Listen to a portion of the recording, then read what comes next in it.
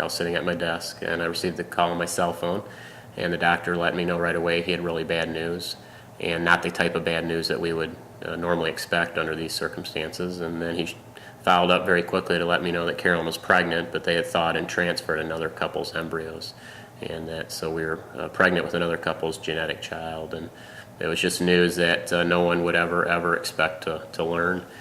Shocking and disturbing, and my immediate thoughts at that point were to how am I going to tell Carolyn, and I wanted to do it in person. He kind of burst through the door of our bedroom where I was, and just blurted it out. He said, "Your pregnancy test was positive. You're pregnant with," they transferred the embryos of another couple. "You're pregnant with somebody else's baby." I think by the end of it, I was yelling at him. I think I just burst into tears.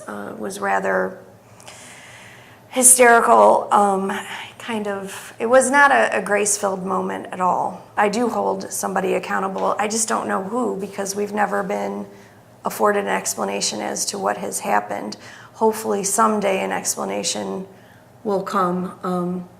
But as of right now, we just don't know. We don't know who is responsible for it. We looked at each other after the initial shock, and we both knew that we would not terminate the pregnancy, and so we had a meeting of the minds immediately. It was based on our belief system, and we knew that we had a path now to go down, and we had to figure out how to navigate it. I've compared it to having somebody else's child at our house to play, and if they get hurt while they're in my custody, I tend to be a little bit more hypervigilant about that with somebody else's child.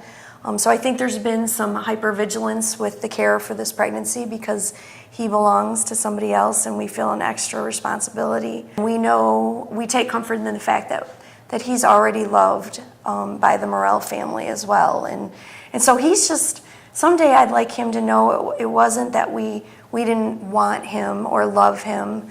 It was that he was loved by so many people, and he is going to be raised and loved by the people who wanted and intended to be his parents when he was conceived.